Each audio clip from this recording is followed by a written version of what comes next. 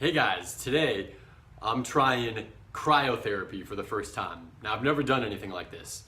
I've been really interested in getting into cold showers and it's just something that I'm finding difficult to do.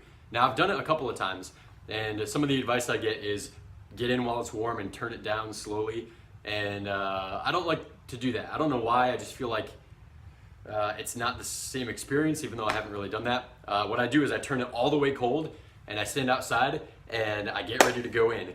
And I find that it's a good exercise for two things. The first one is to get yourself into a peak state, because going into a cold shower really sucks. It really sucks, at least to the ego, to the skin. I mean, on the superficial, it really sucks. So why would you do it? Yeah, there's physical benefits, sure. That's not the reason I'm doing it. I do it to condition my mind. I was at Tony Robbins' event, Unleash the Power Within, just 2 weeks ago, and he was talking about when he does his cold plunge in the morning. The reason he does it is he's talking to his mind, and he says, "We don't negotiate, motherfucker." That's what he said. When he's talking to his mind, and his mind says, "No, it's cold," we don't negotiate. So it's a way to teach yourself that you guide your action. You're not reactive. And so I've done it a couple times, and it's a little bit unpleasant when you get done with it. You're glad you did it, and it's a really great exercise. But I'm trying cryotherapy today, and what this is you get into a machine that takes you down to like negative 100 or something degrees, and it's just cold air, and it bathes you for about 3 minutes. I've never done it before. I don't know what to expect. So here we go, on the way. So we're walking up to the place. It's called Cryology, and they have this cute little sign outside that's 3 minutes to a happier you. So this just takes 3 minutes. And our first time there was actually completely free. So when you walk in, you have to wear these gloves and booties and socks that they give you, because I think that if there's any moisture on your body, you can get some kind of like 3rd-degree burn. They have this funny little sign that says, "No wet underwear" in the machine. So she's just taking me through the process a little bit, and they basically pump liquid nitrogen into the machine.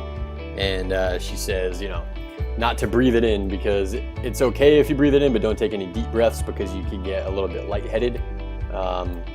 I didn't have any problem with this at all, really. So it's going right now. The machine has started, and it's pretty intense. So she's turning it up a little bit, and there's a towel there in front of my face, and that's just to keep you from breathing in the nitrogen. So a couple of times I move around, and she just kind of moves the towel. You can see the nitrogen kind of coming up there. But yeah, so I put you on level 1 today. So we have 3 levels. Level 1 is negative 166, level 2 is negative 184, and level 3 is negative 250. So you should go. So you run about 500 to 800 calories per session. So in the next 500 calories? Yeah, in the next 5 to 8 hours after your session, because your metabolism is just working like crazy. Alright, 3, 2, 1. So I was a little skeptical that you could burn 500 calories after this session, but that's what she says. I may do a little bit more research on this and check it out. So it's Genevieve's turn now to give it a try. So she says that the machine is actually a little bit colder for the second person, because the more recent that the nitrogen has been turned on, the colder it will be. So it's already a little bit cold when she gets in there. And she turns it on, and almost immediately Genevieve said that she got lightheaded. So she gave her a little break. She said right there, she said she got lightheaded. So immediately she turns off the machine and gets a towel for her and asks her to duck and get out.